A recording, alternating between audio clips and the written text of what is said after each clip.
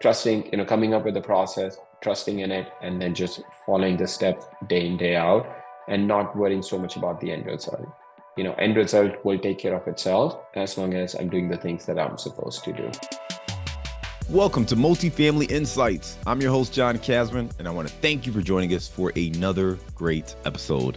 Listen, if this is your first time listening to the show, be sure to hit that subscribe button so you don't miss another episode. And if you are an avid listener, we want to hear from you. Leave us a rating and review. Give us your honest feedback on what you love about the show or anything that can make it work harder for your investing goals. Now, today we've got a great show. We're going to be talking to Sharad Mehta. They say you're the average of the 5 people you spend the most time with. So if you want to grow as a multifamily investor, you have to spend more time with other multifamily investors. And an easy way to do that is to join our apartment investing mastermind group today.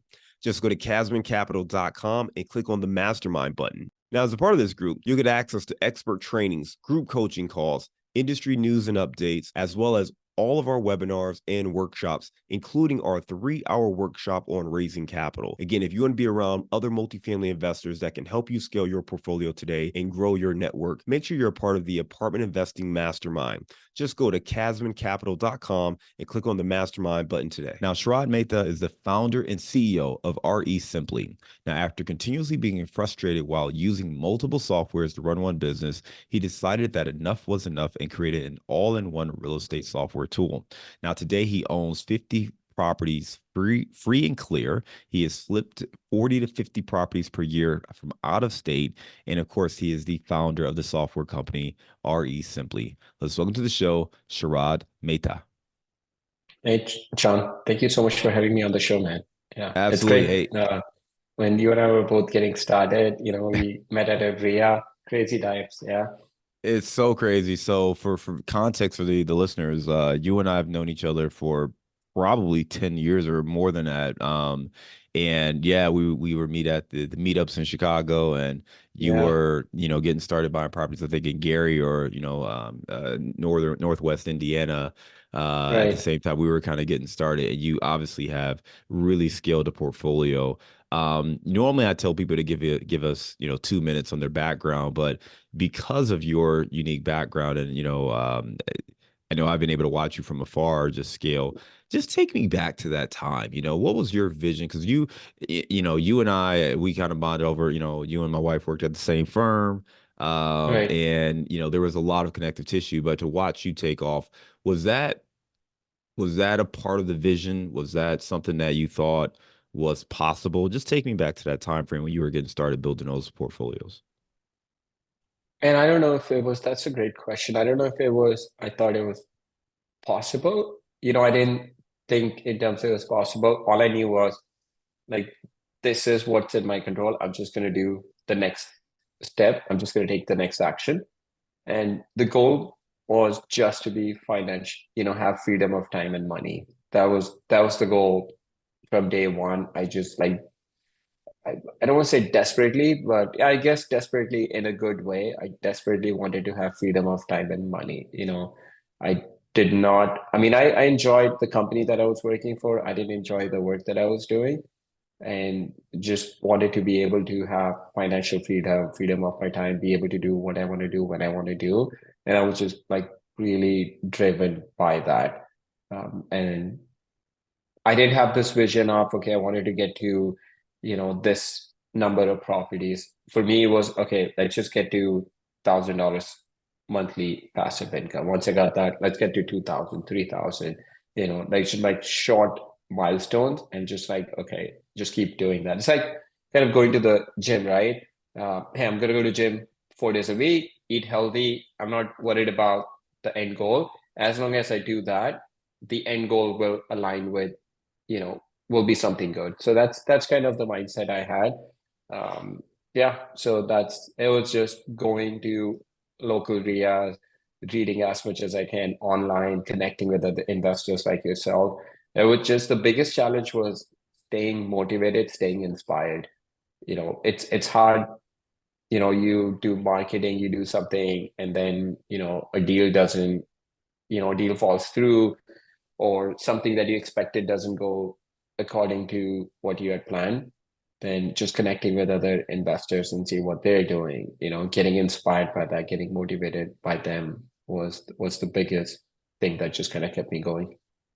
Yeah, I love that. I appreciate you sharing that because I think it's very helpful for people to understand the logic and the thinking. And what I heard you just say was you knew what you were solving for, but you were more focused on the process and the journey as opposed to, Right, okay, I have to quit this job or I have to do this, right? It's like, well, in order to do that, I have to keep going to the gym, right? Yes, I know I want to right, be in shape or whatever I want to do, but if I stick to this plan, it will work. right. 4 days a Yep, week, healthy eating, that's the plan. Stick to the plan, focus on the day to day of the plan, right? Let's not get lazy. Let's not take days off. Let's not, say I'm tired. I don't feel like it today. And that was the approach you took to investing. And I distinctly remember I think, and I don't know the exact numbers, but I think when you first started investing, I think you had one or two properties that you did. I think the next month you had another one or two properties that you added. And then, I mean, right, within a 6 month window, I think you were up to like 10 or 15, like something crazy. right, And I was like, wait, what? Like every time I saw you, right. you had added new properties. So just talk to me about scaling up there where, again, it was still you. I don't think you had a big team or anybody at that point, but talk to me about kind of getting that ball rolling and starting to really start to make strides on that journey. Yeah, man, I think, John, it's going back to like trusting the process, like knowing, putting your faith in the process, knowing, okay, if I buy this property and these are the numbers that I have, then you still go in with doubt in your mind. Like even if the first property I bought, I remember I bought it, I paid like $25,000 and I was all in. It was listed for 65 or something, and I bought it for 20,000 and put I think like 12, 15,000. I was all in for 35, right? It was a 2 unit property. Each unit would rent for about 600, 650. And I'm thinking in my mind, why would somebody want to rent from me? Why? Like, there's so many other properties. You still have these doubts, but then you're going to keep telling yourself, and I'm going to trust the process. If it works, if it has worked for someone else, it will work for me. Just going back to the gym example, right? If other people have gotten in better shape by going to gym 4 times a week and then eating healthy, it will work for me. I'm not going to worry about this as the goal number that I want to get to, but I just want to start seeing some small incremental results from it. Once I do that and I see actually money coming into my bank account that I can just go out, spend, or do something with, that's the best feeling. And then you're like, man, this actually works. Like, all right, if it worked the first time, it has to work the second time. If it worked the second time, it has to work the third time. Just like trusting in that process and doubling down on it. I think that's that's kind of what I would say my strength is. Trusting, coming up with the process, trusting in it, and then just following the steps day in, day out, and not worrying so much about the end result. End result will take care of itself as long as I'm doing the things that I'm supposed to do. You said one of the main drivers that was motivating you was you wanted this freedom of time and freedom of money. At what point did you achieve that? And at what, and once you achieve that, what was kind of the next mission? Um, I think I bought my first property in August 2010 is when I bought my first property. It was a 2 unit, then I bought the second property, which was a 3 unit, the month after in September. I think I have this personality. If I'm going to go in, if I'm going to do something, I'm going to go all in. I'm not going to do half-heartedly, not going to be on the 1 foot on the sideline, 1 foot, on the playing field. And then I decided I had another 4 unit property under contract. And I remember sitting with my wife at Panda Express. I don't eat that junk anymore, by the way. Sitting at my wife at Panda Express, and then they give you a fortune cookie, and the fortune cookie said something about take the risk you've been wanting to take. I actually have it on my desk. Um, it said take the, and then I told my wife, we were both had good jobs. We were living on lower of the two income. But I told my wife, I said, look, if I leave this job and I pursue this full time, the downside is I give it a year or two and miserably fail. And then I can always get this job again in a couple of years. I just at worst lose 2 years of, my job or my career. But if this goes according to how I think it can, then the upside is infinite. The downside is I lose a couple of years, the upside is infinite. So just like weighing the pros and cons, it just made sense to go all in with that. And then just it was about, hey, keep buying property, just stay focused. All the money that I was making, I didn't need that money for my life. My wife had a good job, so we could just sustain on that. We had pretty modest, you know, like lifestyle. We were living on the lower of two incomes. So when I left my job, it didn't affect our lifestyle. So just about all the money that we were making, it just kept going into, hey, let's just put this money aside for the next property. Just keep doing more and more of that. But I would say after 2 years of doing that, like 2012 or 13, I was like, okay, like we have enough money coming in that we don't need to ever work again for money. Yeah, so I would say like 2 to 3 years, but I was very aggressive. Like once I knew this is what I wanted to do, I'm like, I'm gonna go all in, give it my 100%. So even if it failed, at least I won't have any 1% doubt in my mind, did I do enough? Like, I just want to be able to say if it didn't work, I gave it everything I could. It still didn't work. Maybe out of my, it's like out of my capacity to do this or whatnot. But at least I want to be able to say, I'm giving my 100%. And then after a year or two, we'll see how it goes. So yeah, I would say like 2012, 13, I was like financially independent. I love it, man. Well, congratulations on that. And I know you've Thank you. since left the Midwest and moved over to California, but you still have your portfolio. So talk to me about I how you do. manage your portfolio from afar. Yeah, so again, going back to like systems and processes, now at this point, I have my own property management company to manage my properties and properties we sell to other investors. Um, but it was again systems and processes, and also finding the right people. I think that's such an important part of this business is whether you're doing it from a distance or even if you're local, it's finding the right people in the business. And then once you find the right people, just trusting them that they're going to take care of the process that you built.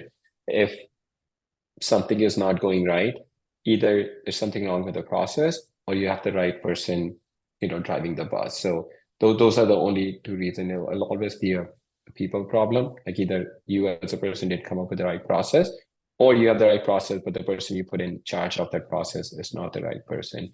But once you find the right person to run that process, it's like an amazing feeling.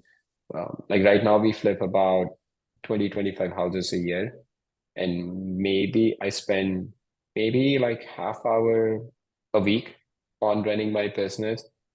But it's again based on the process that we build and the right people that we have in the business, and just like letting them be in charge of their process, and then just stepping back. And if there's something not going right, just come in and tweak the process a little bit, like how we can optimize, how we can, make it a little bit more efficient, squeeze a little bit more juice out of it.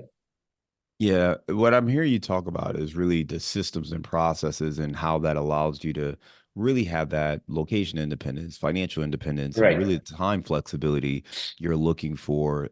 This was really important to you, and I know that when you were, in corporate America, you had a pretty demanding schedule. I know you were traveling a Right. lot, and you had a lot of things. So, Right. did that desire for independence and time flexibility really stem from the lack of control you had in your corporate life, or where do you think that hunger to have that freedom comes from? Oh man, that's a great question. I didn't I didn't necessarily, I mean, I liked the company that I was working for. It was a lot of people, I just got out of college, a lot of people in the same age group. So, you would have happy hours and all that good stuff. But I think you're right. It was just not having control of my life. Like if I didn't want to go to work today, or if I wanted to take, a week off, 2 weeks off and travel, I couldn't do that. I was always accountable to someone. I was always, answering to someone. I think I didn't like that part. I just wanted to be answerable to my wife and no one else. I just didn't like that part of, not having control of my life. I'm a very bad employee, honestly. And I just didn't like, how certain things were being done. And I didn't have control on like changing something. You just had to do things a certain way. Yeah, so it was like stemming a lot from not having control on the things that I was doing in my life. Yeah, I appreciate you sharing that because I think that's something that so many people struggle with is that they want to have more control over their life. And, it sounds like what you had to do was actually spend more of your time and energy on Right. business, right? So it wasn't like, hey, I want to have more leisure time. Let me quit my job so I can go travel for a couple weeks a month and then I'll work for 2 weeks and I'll take it. No, you went all in on real estate. You probably spent more time working, building Right. up the real estate business to now be able to afford more flexibility and create the systems and processes that you're able to afford today. For those folks who are listening and they want to copy, that model that you've created, maybe they've started investing and have a small portfolio. What advice or tips would you give them about scaling so that they can get that flexibility and freedom they're looking for? And I would say like focus and just keep doing the things that you know are the right things to do, right? Again, like going back to the example of working out because that's like easily Yep. relatable. Like if you want to lose weight and you let's say you go, I don't have any social media account, but let me like people go on Instagram and look at these pictures of amazing looking people, in amazing places, always happy. And then let's say you're overweight. Let's say you weigh 300 pounds and you want to get to like 200 pounds, right? Have some muscle. If you put your picture against someone who's already there, it's a very unfair comparison, right? Because they put in work and effort to get there. The only thing you control is going to gym and eating healthy. That's the only thing you control. And if you do that day in, day out, it's only a matter of time before you get to that end result that you want. But if you get up every day thinking, man, why don't I have six packs? Why don't I have six packs? It's going to demotivate you. Just knowing it's a long-term game. It's not going to happen overnight. It's not. That's just if someone is looking to, have wake up and have 100 properties next day, it's not going to happen. It's a long-term game, but trusting the process, knowing, okay, I'm going to do this. I've seen other people do this successfully. These are the steps they took. I'm just going to follow the path that they've already taken, and I'm going to get to the destination. There's no two ways about it. If I keep moving forward, I'll get to where I want to go, and just keep doing the things that are in your control. Day in, day out, do the things that are in your control. And don't go crazy with it, right? Let's say if you get your first property and you get $1,000 rental check, for example. Don't go spend on an iPhone or something, right? Just put that money aside for your next property. Keep doing it every month. Let the what's it like the compound, interest, like let that take effect, right? Just take the money, keep putting it. Just because you have $1,000 doesn't mean you can go out and spend on something. You don't you don't need to. I mean, at least I didn't feel like I needed to reward myself, for working hard. This is what I was put on this earth to do, was to work hard and create a better life for myself and my family. So I this was me personally, that I didn't have a need to like reward myself with something. For me, it was like, all right, this is awesome. This system works. I'm going to take this $1,000, put it towards next month. I'll get another $1,000 to do that. Once I have second property now, instead of 1,000, I have 2,000 coming in.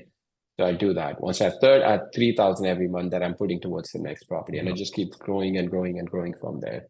Yeah, going It back to it's your I was gonna say, going back to your analogy of trying to lose weight or working out, it's like you lose 5 pounds and reward yourself by going to get a Yeah, ice cream sundae, exactly. right? So don't Exactly. do that. You've made great progress. Right. Invest that and continue the path, right? That should be a sign that what Right. you're doing is working. Continue on Right. that path. So really good feedback there. Yeah, absolutely, man. It sounds boring, but it takes discipline to do anything, meaningful or anything impactful in life. Is just to keep moving forward. Just there's going to be some, setbacks, but make sure if you take a step back, you take two steps forward. So you're always moving forward in the right direction. I like that. Let's talk about REsimpli. Why'd you start it? Yeah, so I was living in Chicago until 2015. My wife got a job opportunity in San Diego area. We came and we have some friends and family that live in California area. So it just, the weather was great.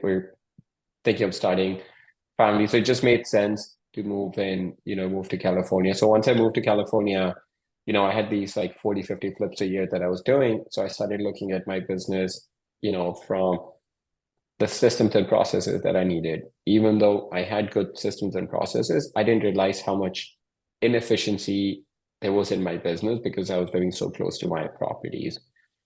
So as I started looking at it, and then I started looking at the systems that I needed, I didn't find anything that would fit kind of what I needed. I'd like to run a very simple business where for me the software need was I should log into the software. My team should be able to log into the software. Everyone in my company should be able to log into the software and run the business. I shouldn't have to go in and then integrate the software with something else, keep doing that. I just didn't like the idea. There wasn't anything that did that. So I'm like, you know what? I'm just going to hire a couple of developers and have them build something for me. So I started that in 2017. I had a couple of developers have them start building something for me.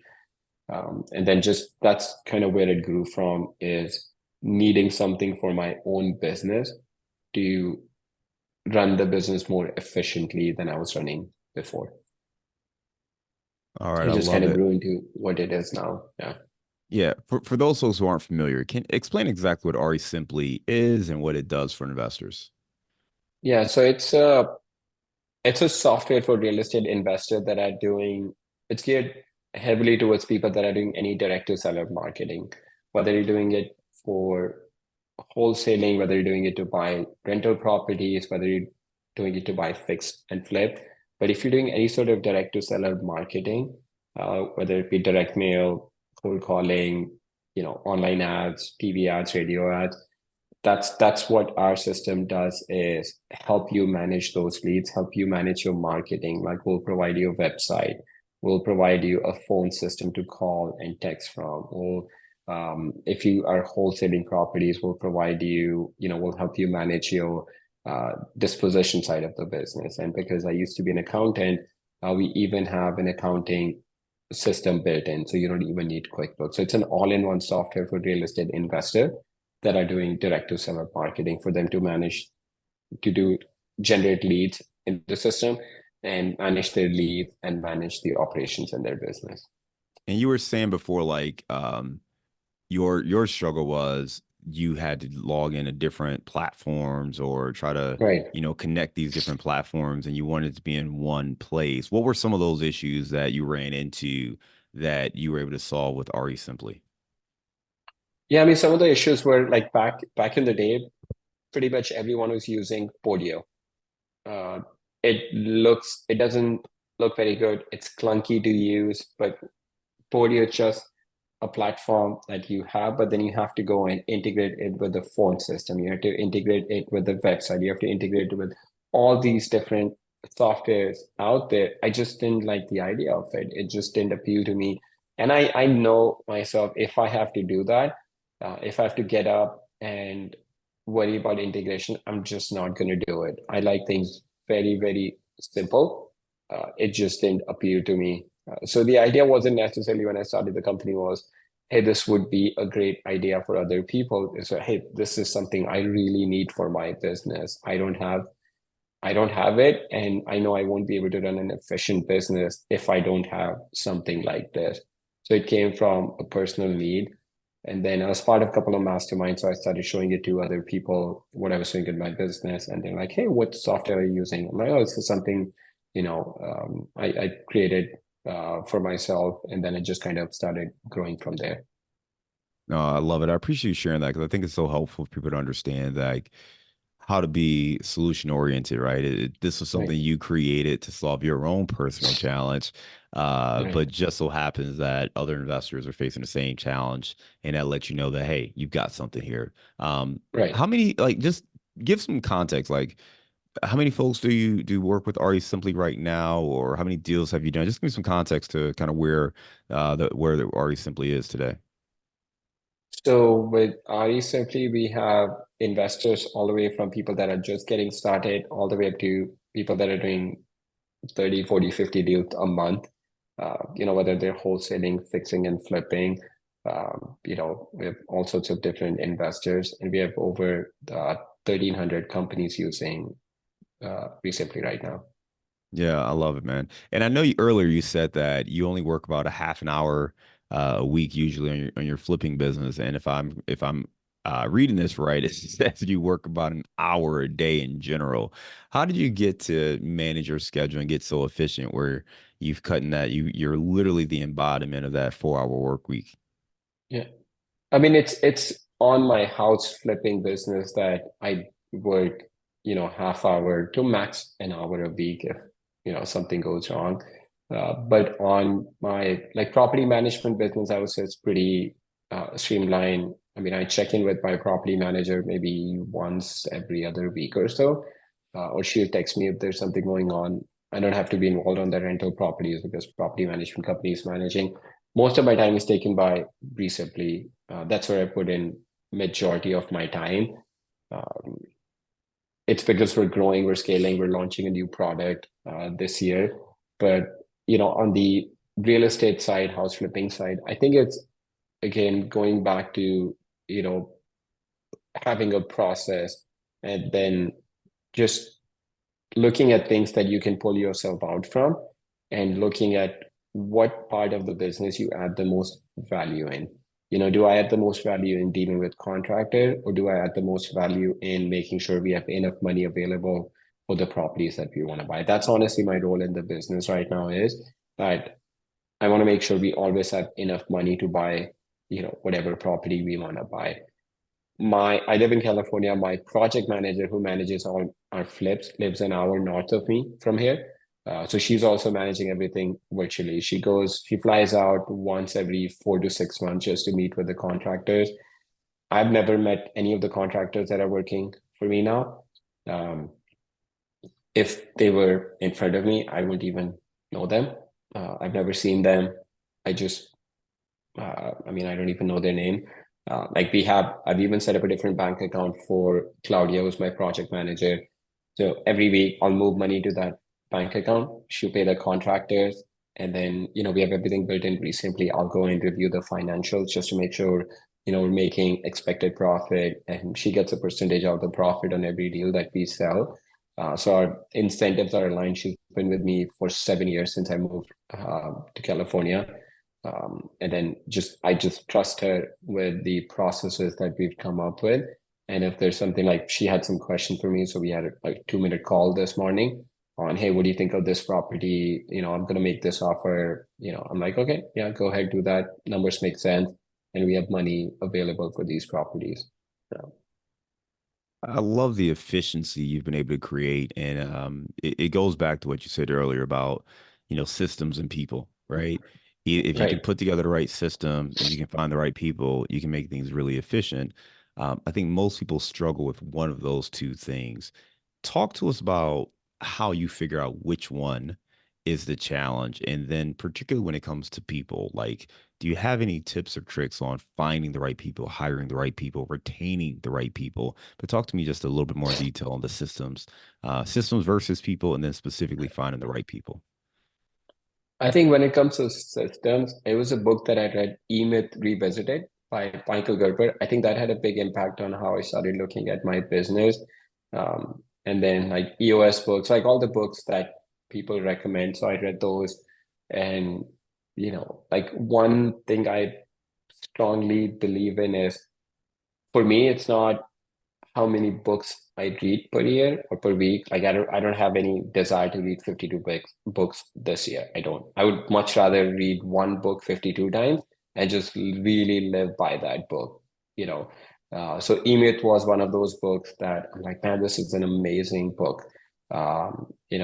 It talked about a lot of common sense things, but we weren't doing that in our business at that time. So we started doing that. So that, like, the process part of it came from there. And then also my background, I used to be an accountant. I like doing systems and process thing. Like it just gives me a sense of achievement, coming up with a process and doing those sort of things. And then hiring the people, yeah, I mean, you could have the best process in the world, but if you don't have the right people, it's tough. I've been super, super fortunate to have, the right people in like the three companies that I have, property management, house flipping, and REsimpli. I've been super, super fortunate. I mean, you have to, like, one thing I've realized is when you're hiring someone, depending on the kind of job they have, but let's say Claudia, when I hired, she didn't have any experience in project management, right? But she's super organized and she has amazing work ethics.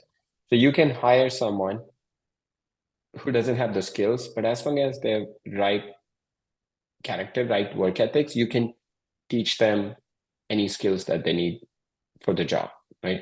But I mean, of course, when you're hiring a developer, you can't just hire someone who's has the right work ethic but doesn't. So you have to look at that. But for most jobs, right, for project management, for property management, like when I hired my property manager, she didn't even have her license, but she was like a really hardworking person. I said, "Hey, I'll hire you." She was working with another project. I mean, we're working with another property management company. So I said, I'll pay for you to get your license.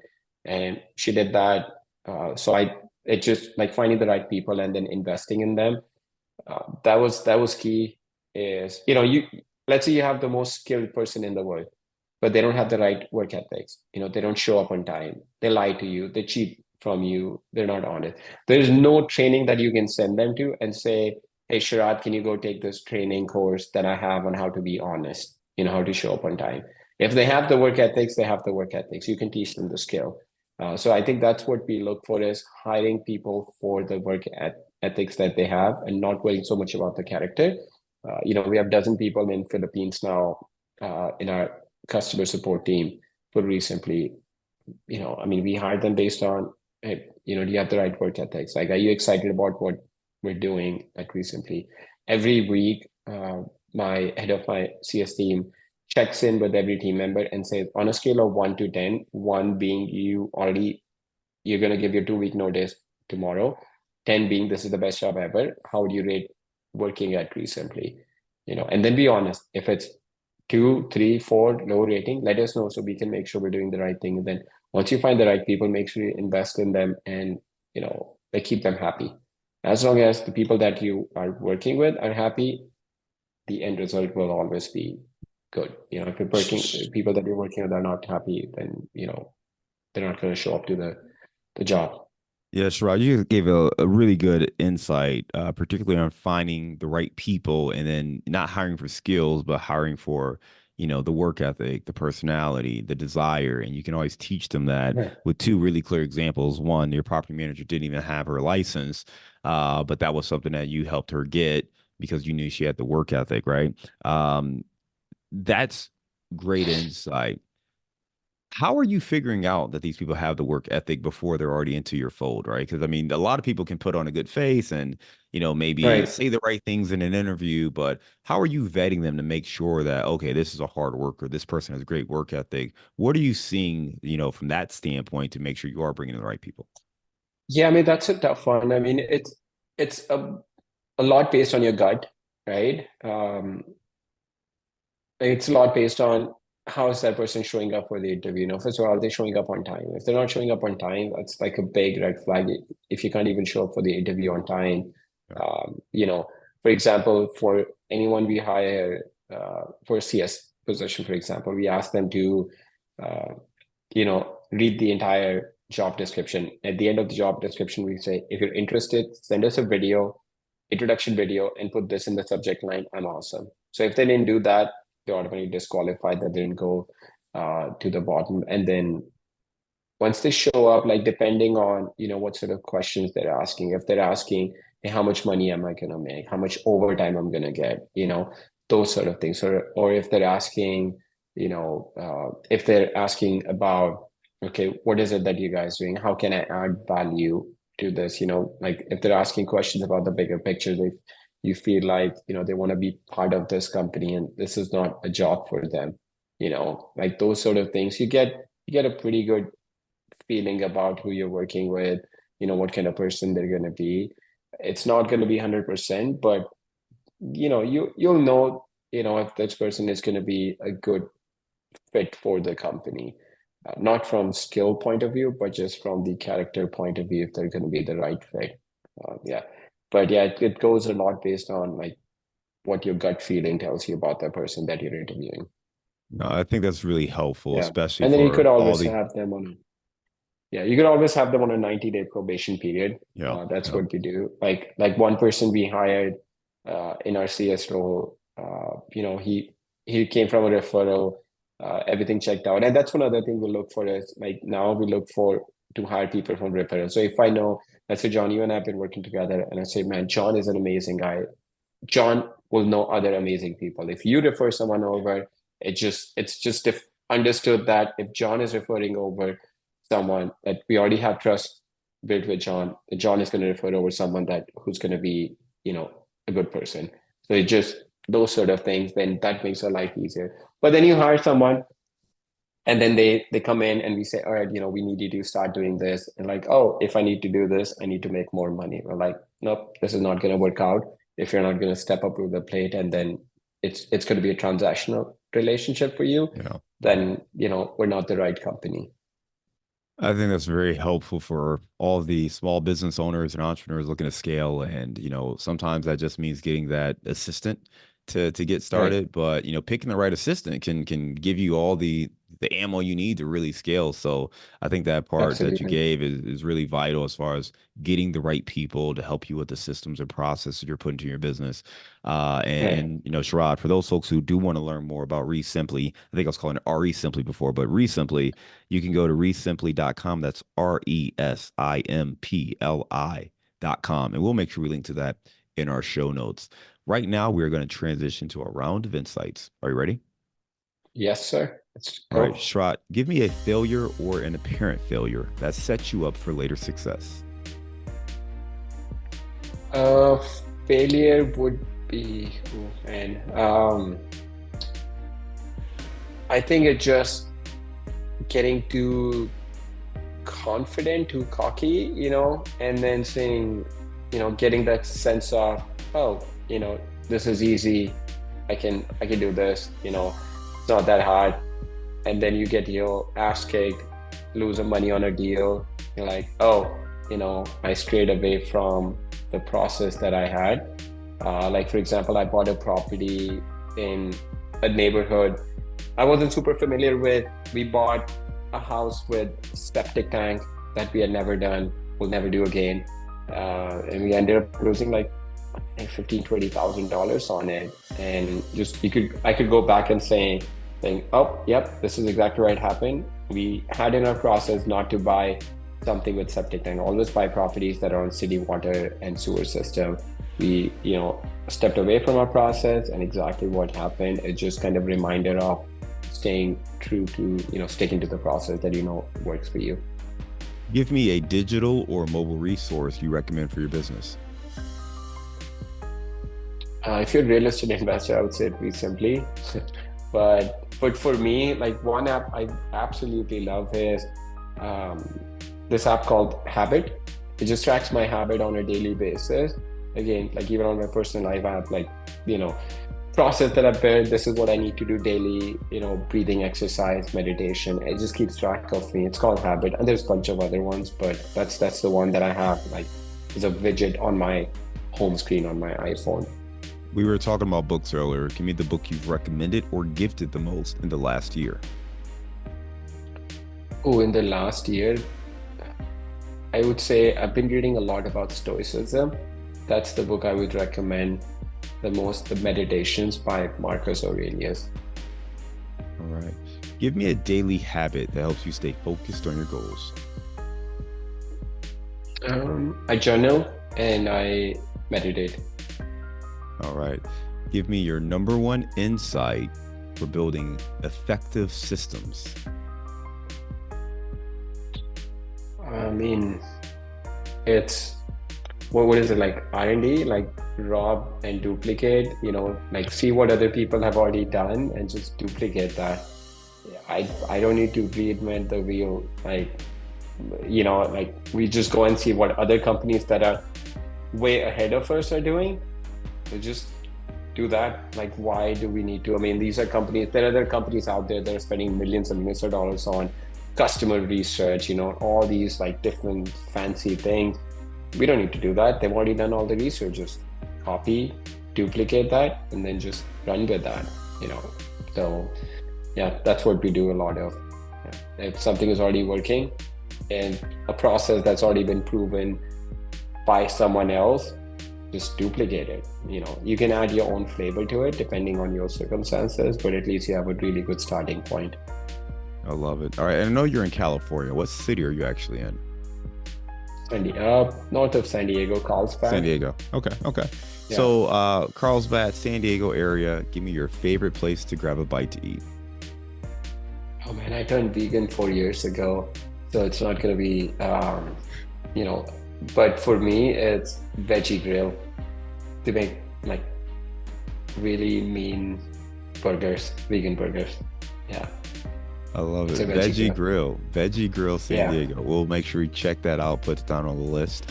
yeah, Listen, great information. Always good catching up with you. But I think for me, there are a couple big takeaways. One, personally, just watching your growth over the last, 10, 12 years has just been incredible. Seeing that growth. And I think it goes back to what you reiterated time and time again during this conversation. Having a clear vision, creating the systems and processes, the people, but more importantly, just staying true to the process and the small steps along the way. If you are trying to lose weight, just focus on working out 4 times a week and eating a healthy diet. In this case, if you're looking to create passive income, it's not going to happen overnight and just with one deal or one fell swoop. Focus on the business plan and continue to reinvest and just slowly start chipping away at that, but be aggressive with it, right? And I think that's one thing that you did is you were very aggressive with your action, but very clear and patient with the process. And I think that's a lesson that all of our listeners can take is listen, if you find something and it's working and you're learning it, you can reinvest in that. Keep doing that until you get the success and the results you're looking for. From there, you started to focus really on being more efficient and creating REsimpli as a tool to help you and other investors be very efficient as they're building kind of their acquisitions process and growing and scaling their business. Again, if anybody wants to learn more about you or the company, they can go to resimpli.com. That's RESIMPLI.com. Sharad, I just want to thank you again for being a great guest and coming on Multifamily Insights. We look forward to staying in touch with you, and I hope you have a great day. thank you, John. Great being on the show.